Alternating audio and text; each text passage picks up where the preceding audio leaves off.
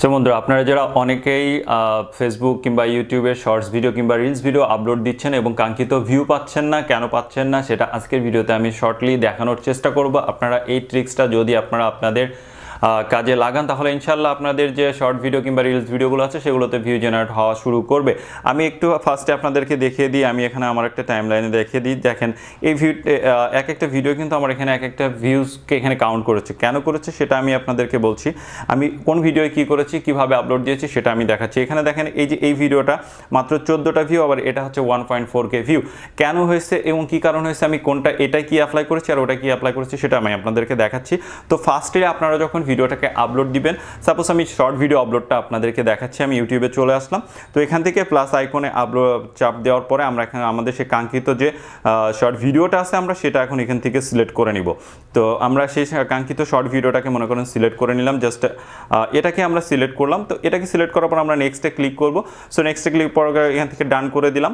So ডান করে দেওয়ার পর আমাদের এখানে ছোট্ট একটা কাজ করতে হবে এবং সেই কাজটা করার মাধ্যমে কিন্তু আপনি যদি এভাবে কাজ করে আপনি ভিডিওটা আপলোড দেন তাহলে দেখবেন খুব দ্রুতই ভিডিওটা ভিউ জেনারেট করছে। কেন কিভাবে করছে সেটাও আমি আপনাদেরকে দেখাচ্ছি। এবার আমরা এই যে উপরে দেখেন যে এখানে আমাদের আছে যে অ্যাড সাউন্ড নামে যে অপশনটা, জাস্ট আমরা এটার উপরে ক্লিক করব।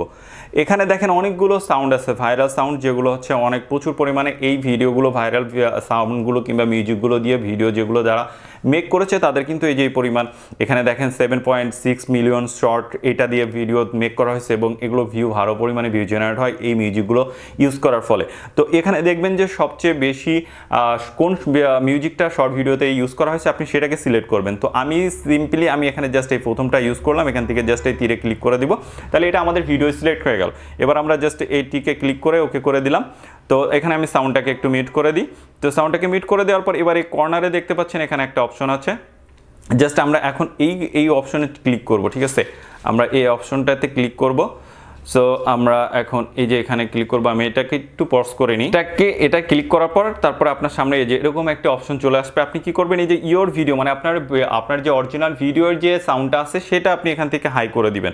এভাবে টেনে এটাকে হাই করে দিবেন। সো হাই করে দেওয়ার পর এই যে আমরা যে মিউজিকটা অ্যাড করেছি ভাইরাল মিউজিকটা নিচে সেটার দেখাচ্ছে, সেটার অপশন দেখাচ্ছে। জাস্ট এটাকে টেনে আপনারা এটাকে 0 করে দিবেন। ঠিক আছে, তাহলে আপনার এবার সাউন্ড আপনার যে ভিডিওর যে ভয়েসটা ছিল কিংবা সাউন্ডটা ছিল সেটা এখানে আপনার প্লে হবে। আমি যদি একটু সাউন্ড আপনাদেরকে শোনাই তাহলে দেখেন আমাদের এখানে এখন ভিডিওর সাউন্ডটা চলে এসেছে। আর এটা যদি আমরা ওই করতাম তাহলে আমাদের ভাইরাল যেমন সাউন্ডটা এখানে অ্যাড করেছিলাম সেইটা এখানে পাচ্ছে। ঠিক আছে, আমরা এটাকে পুরোপুরিভাবে মিউট করে দিব, দিয়ে ওকে করে দিব। তারপরে আমরা নেক্সটে ক্লিক করব।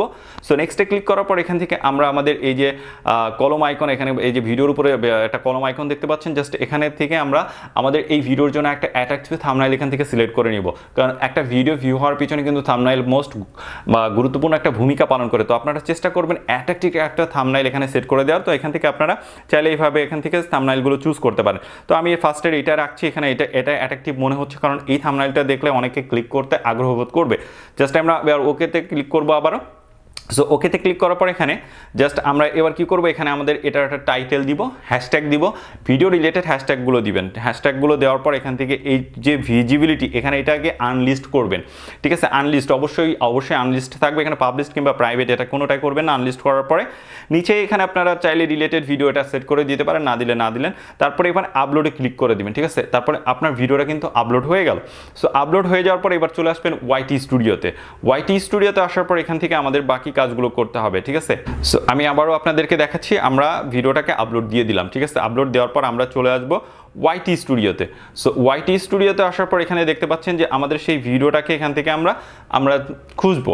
ঠিক আছে, আমরা যে ভিডিওটা আমরা ওখানে আপলোড দিলাম, সেই যে ভিডিওটা আপলোড হচ্ছে, মনে করেন এই ভিডিওটা আমি আপলোড দিয়েছি।